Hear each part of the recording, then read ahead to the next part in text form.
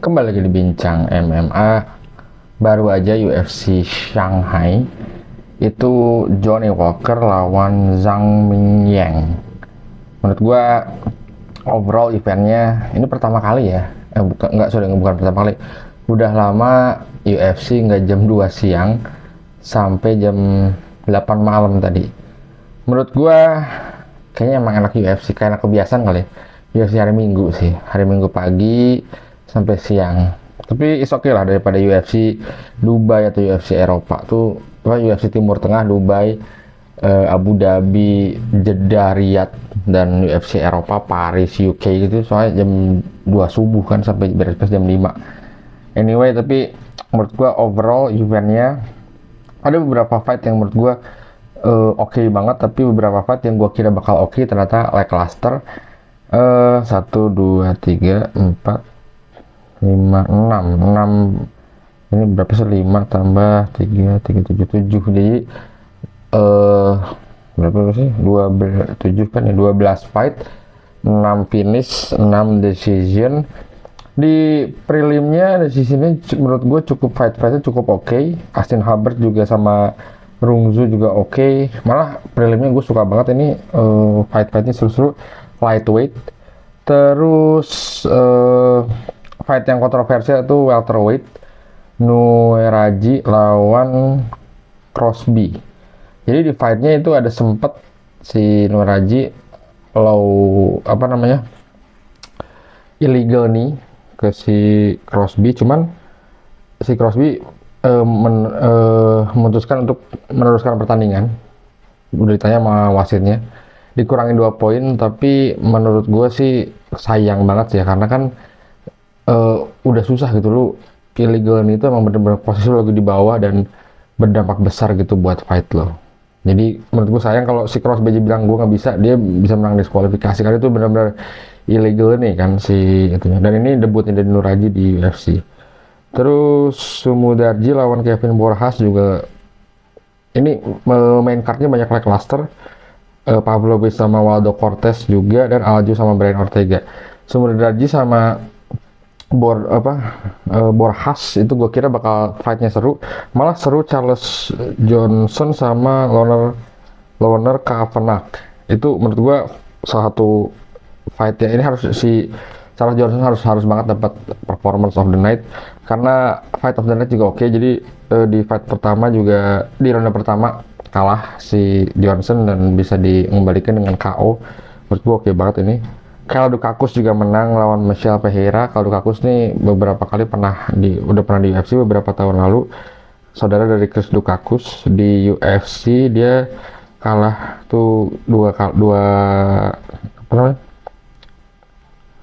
losing row. Terus dia ke Cage Fury FC, 4-0 di CFFC, middleweight champion juga, balik ke UFC, ngalahin Michel Pereira.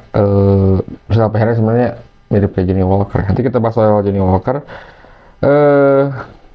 Pavlovich sama Waldo Cortes, menurut gua Pavlovich setelah KO dari Tom Aspinall menjadi fighter yang sangat beda. Dia nggak berani engage kayak dulunya tuh waktu pas lawan Lewis, lawan Tuivasa, berani banget gitu dia engage. Cuman setelah kalah knockout dari Aspinall, menurut gua merubah Pavlovich.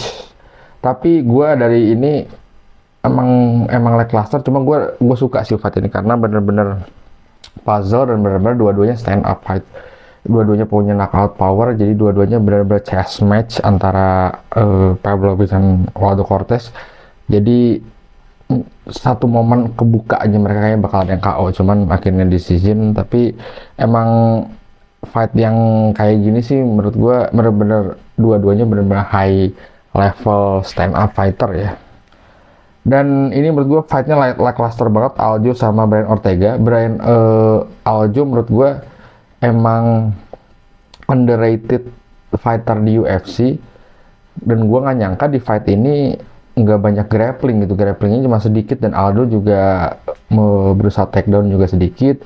Karena dua-duanya grappler gitu. Si Ortega terkenal jiu-jitsunya, si Aljo terkenal wrestlingnya. Mereka malah fight di 4 ronde, dan di ronde terakhir tuh hampir bukan kalah sih, cuman di ground pukul-pukulan menurut gua ada aneh aja. Cuman si gua tuh nyangkanya ini bakalan jadi grappling yang seru kayak waktu pas lawan Movsar juga. Menurut gua itu seru grapplingnya. Gua kira dari awal bakal kayak gitu, ternyata enggak. Dan gua aneh itu kenapa emang strateginya Aljo udah untuk enggak ini pun si Ortega gitu, malah mereka berdua kickboxing, dan mereka menurut gua emang nggak begitu high level ya kickboxingnya. Jadinya nggak seseru, bukan jadi chess, maksudnya kayak mereka saling nunggu, saling nyoba peluang, nggak kayak Pavlovich sama Waldo Cortes yang benar-benar menurut gue mereka high level, jadi ada peluang sedikit di counter apa segala macam kayak gitu. Dan si Aljo sama Brian Ortega ini menurut gue kayak sama-sama nunggu peluang, sama-sama nunggu blunder gitu, bukan membuat sebuah peluang yang bikin orang blunder. Kayak dua-duanya kayak ya kayak gitu kan, bukan, mereka tuh levelnya bukan kayak Easy atau Volkanovski atau Holloway atau Tuporia gitu yang ngebuat peluang di stand up-nya sangat high level gitu. Tapi Aljo ini emang udah, si Aljo ini dia naik ke featherweight belum terlalu cemerlang sih. Di featherweight-nya itu dia 2-1 ngalahin kayak Calvin Kattar, ngalahin Brian Ortega, sama kalah sama Movsar gitu. Mungkin nextnya coba kita cari siapa nextnya bagus buat ini featherweight. Yair mungkin salah satu fight yang cocok untuk si Aljo, karena gue sih belum lihat Aljo itu bisa lawan Volkanovski ya, karena meskipun dia menang gak impresif menurut gue sangat menunggu Alex Volk lawan Leron Murphy, dan yang menang dari Diogo Lopez sama Joan Silva menang next contendernya gitu. Nggak tahu sih mau besar gimana, kita lihat aja nanti. Karena menurut gue karena gue lagi belajar, lagi aktif jiu-jitsu ya, gue tuh sangat menunggu grappling gitu. Kadang-kadang grapplingnya kalau bukan cuma hold doang di atas gitu nggak seru memang, tapi kalau udah mau masuk nge-trap buat submission atau takedown, mencoba-coba untuk takedown, menurut gue lebih seru gitu. Dan gue nggak ngerti kenapa si Aljo, gue nggak ngerti Aljo dan si Brian Ortega ini dua-duanya high level grappling malah jadi kickboxing, gue nggak ngerti kenapa. Di main eventnya ada Walker sama Zhang Mingyang. Emang si Johnny Walker, gue kira sih bakal kalah si Johnny Walker tadi, karena Johnny Walker itu emang eksplosif, unpredictable, aneh gitu emang ininya. Dia tuh udah di 3 fight terakhir itu kalah 2, seri 1 sama Ankalaev, seri 1 illegal ini waktu itu KO sama Ankalaev, terus KO sama Volkan Ozdemir, yang notabene Volkan Ozdemir itu udah senior gitu ya. Dia kalah sama Volkan, terus dia sekarang menang lagi, karena emang susah banget ditebak sih si Johnny Walker ini. Johnny Walker tuh emang gitu kan, bagus, menang win streak 3 kali, 2 kali, terus kalah, kayak gitu, suka gitu. Dia waktu itu ngalahin Ryan Spann, terus kalah sama Thiago Santos, sama kalah sama Jamal Hill, terus menang lawan Ian Cutelaba, Paul Craig, terus menang sama Anthony Smith, terus kalah lagi. Dia tuh selalu gitu. Dan tapi yang bisa gua simpulkan dari Johnny Walker, emang orangnya sih entertaining ya, mungkin dia disukain sama UFC karena entertainingnya aja. Dia tuh fightnya itu selalu entertaining, apakah dia menang apa dia kalah. Dia mungkin Kevin Hollandnya light heavyweight division ya, tapi dia ranking aja sih. Gue sih sebenarnya karena dia orangnya unik ya, sebenarnya ada pengen dia jadi contender juga sih, cuman gue pengen sih kalau si Johnny Walker dia ranking 13, mungkin cocoknya dia lawan, sebenarnya lawan Roundtree sih seru ya, karena Roundtree waktu itu pernah Johnny Walker debut lawan Roundtree kalah di elbow, tapi Roundtree udah jauh lebih baik dan dia contender banget lah. Dia sekarang lawan si Iri Prochazka kan. Kita lihat siapa ya Johnny Walker nextnya. Reyes mau lawan Carlos Ulberg, Bogdan mungkin oke, atau Nikita Krylov. Si ini udah pernah lawan Nikita Krylov belum ya? Walker kayaknya belum ya. Nikita Krylov kayaknya belum. Oh, udah pernah kalah. Gue nggak tahu nih siapa Johnny Walker bagus lawan siapa sih. Tapi yang jelas sih si Johnny Walker ini emang selalu entertaining sih fightnya. Dan waktu lawan Paul Craig juga ini, kenapa dari sini lagi Nikita Krylov udah, masa Johnny Walker lawan Alex Pereira nggak mungkin juga kan, terlalu jauh gitu. Rakic juga oke, Azmat mungkin ya, apa Alonzo Menifield atau unranked fighter juga seru sih buat si Johnny Walker. Buat Zhang Mingyang padahal high prospect, umur baru 27, tapi menurut gue nextnya bakal di pembelajaran sih buat dia. Dia kalah berapa sih sekarang rekornya? 7 dari rekornya. Tapi di UFC belum pernah kalah pertama sama Johnny Walker. Dan ya kalau menurut gue sih masih panjang lah kalau bisa belajar lagi. Tapi anyway, UFC Shanghai ini menurut gua event yang cukup solid, dan emang kayaknya ya nextnya kalau UFC mau ada UFC Shanghai atau UFC Filipina, apa UFC Bangkok, apa UFC Singapura, atau UFC Jakarta, atau UFC Bali, menurut gue emang kayaknya ya fokusnya itu di division di bawah welterweight, karena gue liatin tadi dan orang-orang Cina tuh prospeknya emang bagus banget sih buat di level-level bawah. Kalau di level light heavyweight kayak Zhang kan kelihatan, tapi banyak banget tadi fighter-fighter yang bagus-bagus banget, gue lupa namanya dan susah juga nyebutnya. Tapi menurut gue salah satunya oke sih di level-level itu. Dan kalau di pupuk di UFC Shanghai terus bisa di Southeast juga bisa ada, dan mungkin di Timur Tengah juga UFC PI juga ada. Mungkin di divisi-divisi yang lebih kecil menurut gue bakal prospek banget sih buat di Asia. Dan di UFC dan gue nggak tahu ya, gue tuh jadi tadi mikir kan tadi fightnya tuh banyak kan yang emang di kelas-kelas bawah, tapi waktu pas gue di Singapura itu mereka tuh selalu bawa yang light heavyweight atau heavyweight gitu, ada satu aja lah. Padahal beberapa kali UFC fighter ada yang maksimal tuh welterweight gitu. Gue aneh kenapa ya. Dan gue baru sadar emang orang Asia itu cenderung Asia Timur sih, maksudnya dari ASEAN ke Jepang ke Cina gitu emang cenderung kita tuh ngelihat big man itu kayak sesuatu wah gitu, karena ya di kita jarang orang sebesar itu kan, makanya di Bali banyak orang-orang bule besar tuh kayak pada difotoin gitu kan, buat apa. Tapi emang kita tuh genetik kita tuh jarang gitu ada orang yang besar, tinggi besar kayak gitu.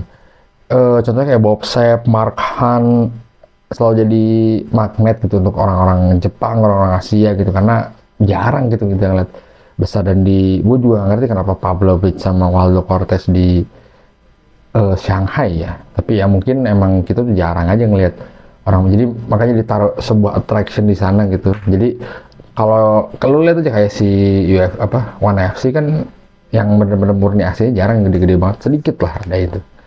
Tapi tahun ini UFC di Asia udah sebenarnya Arab dan Uni Emirat tergolong Asia tapi Timur Tengah sih. Tapi gue sih kayaknya sampai akhir tahun nggak bakal ada UFC lagi di Asia, tapi gue nggak tahu ya di Asia, maksudnya di Asia Timur sini. Tapi gue sih berharap 2026 masih pengen berharap UFC ada di Indonesia. Apakah di Indonesia Arena sih menurut gue sangat sangat seru banget gitu. Dan kalaupun enggak, gue sangat kangen banget sih nonton UFC. Dan UFC gue nggak tahu kenapa UFC nggak di Southeast lagi. Kemarin di Singapura udah enggak, sudah 2 tahun nggak di Singapura.